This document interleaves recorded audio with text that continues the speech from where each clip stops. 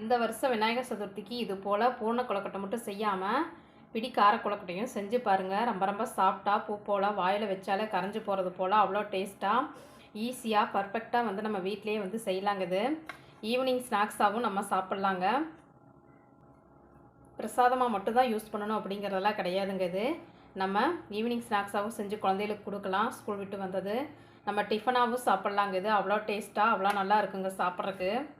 பாருங்கள், நான் ஒரு கொழுக்கட்டை வந்து நான் பிச்சு காட்டுறேன். எவ்வளோ சாஃப்டாக பஞ்சு போல். இங்கே பாருங்கள், தொட்டாலே அப்படி பூ போல் உதுற மாதிரியும், நம்ம வாயில் வச்சோம்னா அப்படி கரைஞ்சி போகிற மாதிரியும், திருப்பி இன்னும் 2 சாப்பிட்லாம் அப்படின்னு தோன்ற அளவுக்கு ரொம்ப ரொம்ப சாஃப்டாக பர்ஃபெக்டாக இந்த கொழுக்கட்டை வந்து எப்படி செய்கிறது அப்படின்னு சொல்லிட்டு ஃபுல் வீடியோ லிங்க் வந்து நான் இது கூட கொடுத்துருக்குறேங்க.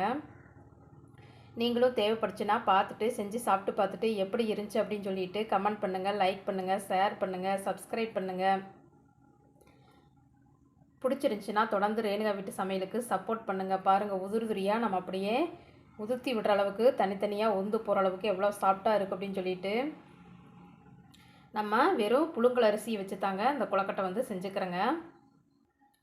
இது போல் தேங்காய் சட்னி வந்து இதுக்கு ரொம்ப மேட்சிங்காக பர்ஃபெக்டாக இருக்குங்க. தேங்காய் சட்னியோடு வந்து சேர்த்து நம்ம பரிமாறலாங்கிறது சாப்பிட்றதுக்கு. சும்மாவே வெறுமனையே அப்படி சாப்பிட்றதுக்கு அவ்வளோ டேஸ்ட்டாக இருக்குங்க. கூட தேவைப்படுச்சுன்னா இது போல் நம்ம தேங்காய் சட்னி வந்து ரொம்ப ரொம்ப மேட்சிங்காக இருக்குங்க. இதுக்கு இது போலயே நீங்களும் செஞ்சு சாப்பிட்டு பார்த்துட்டு எப்படி இருந்துச்சுன்னு கமெண்ட் பண்ணுங்கள். நன்றிங்க. நாளைக்கு இன்னொரு சமையலில் நம்ம சந்திக்கலாங்க.